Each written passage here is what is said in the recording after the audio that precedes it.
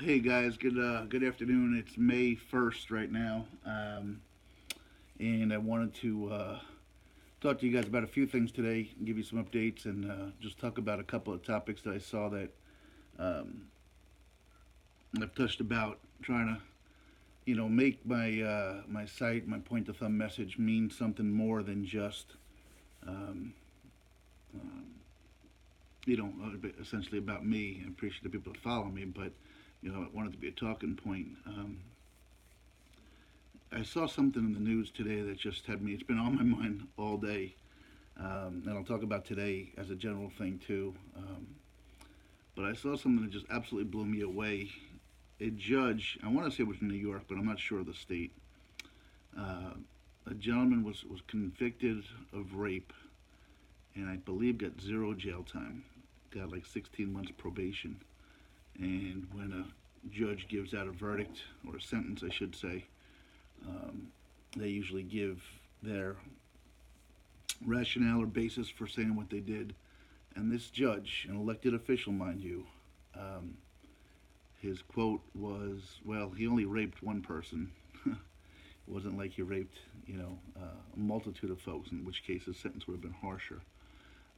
That mentality, it shows me that, sheer stupidity comes in every shape and size and every walk of life. The thing that really got me thinking about that is I was thinking about my own role as I walked across the country. Politics is such a divisive topic. People are passionate. Um, Myself have never really been involved in politics. I choose to really just measure on a few platforms. I confess that I do vote, but primarily in the presidential election. I don't really get absorbed on the lower levels. Um, I don't take the time. It dawned on me that that judge is an elected official. To the best of my knowledge, local judges are elected. Sure, the Supreme Court reappointed. You know, and I asked myself, what responsibility do I have? What if that happened? Forget about where it happened. What if it happened in my community? What if I just kind of, you know, paper whipped an election ballot through, and a judge that thinks like that got through with my vote? Um, a lot of times I vote on the smaller local stuff, and I don't even know what the people stand for, and that bothered me. It really did bother me. So I guess what I'm kind of asking you guys to do is ask yourselves, how involved are you, and what would you do if you found that out in your community and know that somehow somebody, an elected official, passed a judgment that gave somebody probation only because it was only one rape, right? And it also goes to show kind of our judicial system a little bit too, that um, like everything else, nothing's perfect. So it was really bothering me and eating me up this morning. Um, on that note, a secondary thing is the one thing that I'm realizing since the end of my journey. The journey was an interesting um, facet. Uh, I don't do a lot socially. Tuesdays, I play in an afternoon golf league. And yesterday, one of the gentlemen that I really don't know these people. I can't say any of them but one person's friends, but they're friendly. And I guess when I had to leave the league last year to take my walk, some folks knew about what I was doing. One gentleman caught me yesterday, and he came up to me and was talking to me and told me how he, as an older gentleman himself, walked the Appalachian Trail, or a good portion of it, a couple of years ago. And he did it because he had lost both his parents, and it was his really it was his therapeutic, cathartic way of dealing with it. And we were talking about the journey and some similarities and differences, but one thing he said, which was really telling, and it's what I'm kind of alluding to here. Um, he said, I understand why people, and yourself included, will write a book. He said, when you're out there, the thoughts, the inflection, the introspection. He said it's phenomenal. It's truly phenomenal, and it was really neat to talk to him on that level because um, like I said, these things are really true. To someone that's never done it, I mean, can you imagine yourself? I'm going to take a look, talk to you about my day today. But can you imagine yourself having a day where essentially um, your whole focus is to get from here to there? You don't have to pick up the kids. You don't have to be on a conference call for work. You don't have to drive and deal with traffic. Um, I'm not saying I'm encouraging you to do this to avoid those things. It's not what I'm saying. But when you're out there, and I was out there, so many of the things that occupy our day to day aren't um, aren't a concern. And the walking portion of it, when you're going from here to there with not a lot of anything in sight, the mind. I don't want to say battle, but at times it's a battle. But at the same time, it's exhilarating. The thoughts and the depth. You see things so differently. Uh, so that was part of today's kind of little mini epiphany. Today, as an example, I've tried to set aside about 3 hours a night to finish and complete the book. It's about 10 after 4 right now, my time. I'm going to go get my kids here in a moment. Um, but, to show how life takes over for us. Those of you that are following me know I took a job where I'm working nights. So, again, those of you that follow me know I don't sleep a whole lot. And it's actually, I think, to my advantage. I actually enjoy not sleeping a whole lot. But take today as an example. I was on about an hour and a half sleep from yesterday. I went into work last night at 11. I got home around 7:30. By the time I got home, took care of the dogs in bed at 8. I was up at 10. So I had 2 hours of sleep. Um, Came home, woke up, took a little while to get roused and get myself ready. Like all of us, had some things to do today. I had yard work to do. I needed to pull some things and some shrubs and get out there and clean some things up. I did that. I wanted to mow my lawn. Well, I mow my neighbor's lawn and I mow my other neighbor's lawn. It's quite a bit. So an hour and a half of that, but you think like you got all day. Oh, I got all day to get this and get that done. I came in, rested for a little while. I actually strained something. I have apparently a hernia, and I did something with that, so I was in quite a bit of pain.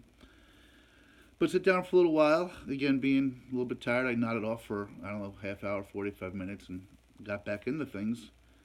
So here we are. It's now 4 o'clock. I've got to make dinner, get the kids, write the book, and probably not sleep before leaving for work again tonight at 10 p.m. So my point is, what I'm sharing this with you isn't to say my day is anything drastic, but when you're scheduling your day, I like to do a to-do list and plan some things out. You think, well, I'm going to bang, bang, bang, bang, bang, and how quickly it goes. And I remember one of the emails I got on the journey was a woman who was touched by my message of pointing a thumb and said, life takes over so much, and you're just struggling to survive, that we forget to look around and appreciate what we have, and look at the struggles of others around us and so forth. And today's a perfect example of it. I've got so much I wanted to accomplish, and I'm getting it done. But I'm dedicated to this journey and the book, and so just a reminder, guys. I know. I just take a second to breathe. Life can get away from us really quick on an everyday basis. So really, it is something of a battle to make the time to get the things accomplished and the goals you want to do. I got two more things for you that I just wanted to share with you. Another really neat thing about the journey, again, for me, music is a big deal to me. People are a big deal to me. And I do have a very strong memory that I always interlink things. Well, sometimes it's good, sometimes it's not so good. We had another school shooting down in Charlotte, at UNC Charlotte. I was down there a few years ago on business and drove by the campus, so I can understand where it happened. Well, a couple of things that happened recently. One kind of neat, I'm watching television, a show called Ridiculousness. It's kind of one of these America's Funniest Video shows, like a Touch Point oh. Kids and I love it. And a gentleman comes on, a guest star. He's from Hobart, Indiana. And Rob says, the host says, "Anyone know where Hobart, Indiana is?" And I said, "I do." I had met some great people from Hobart, Indiana that I never would have met before. But it's funny how everyday life takes over, and I can interlink it to the journey. Well, a very sad story is this couple in a town called Woodstock, Illinois, that abused, killed, and tried to hide the body of their 5-year-old son. And again, that's terrible in any capacity. But I had such a pleasant day up in Woodstock. When I'm hearing about things now across the country, I can picture them, I can see them, and it just takes on a different light for me. And I'm hoping that as you guys experience life a little bit, that you'll have those memories too.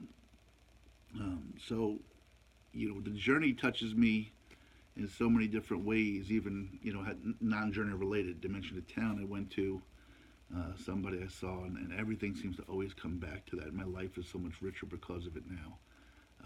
So that was one of the benefits that I was talking about with this gentleman on the golf course yesterday.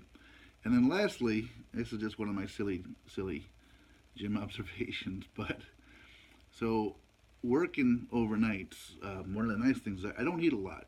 I don't eat a lot, which I guess might be good for the waistline, but I got to eat a little something. So yesterday, in a hurry at a convenience store, I stopped in to pick up my little energy drink, and I picked up a box of Pop-Tarts. And I'm not a big Pop-Tart guy, I never have been, but I always liked the brown sugar cinnamon one. So I pick up a box of brown sugar cinnamon, and I put it in my little locker, and I said, well, come break time, I'll go in there and grab myself a Pop-Tart and enjoy it. Well, break time comes, and like a little kid, I'm all geared up to go get my Pop-Tart. I open up the package, and what the hell is this? I've got a Pop-Tart with no icing. How cruel is that? Granted, I said, I don't even think they made those. I look at the box, and it says no icing. Who in the world would eat a Pop-Tart with no icing? Who? And then I started to think, who in the world would make that? How cruel for a company to manufacture a Pop-Tart with no icing. So now, unfortunately, I've got to fight my way through a box of Pop-Tarts that have no icing on it. So it's kind of like eating cardboard. Scrumptious cardboard, but cardboard nonetheless. So I'm really mad at whoever makes Pop-Tarts, Hostess or somebody, for even thinking that there's a reason to make one without icing. But that'll be my break time snack for the next couple of days. So I encourage you guys, don't just take for granted and grab something off the shelf, read the label, read the box, because now I've got to choke down some uniced cinnamon sugar Pop-Tarts. So just a dumb thing, hopefully breaking up the levity, maybe get a little smile out of it. So love you guys, thanks for following. Remember, elected officials, not just the presidency, which I've been guilty of most of my life, but it would really bother me if I found out that an elected judge that I just pencil whipped on through ruled the way this judge did. So I might take things a little bit more seriously on the lower levels this coming election. So, hope that hits home with you guys or makes you think a little bit. Love yous all. Thanks for following. Have a great day. Remember, days get away from me real quick. I just kind of went through my day today and how quickly it's got away from me. Got to run. Go get my kids. Love on them. Love on your kids. Point the thumb. Remember to point the thumb, not the finger. Love you guys. Thanks for following. Have a great May.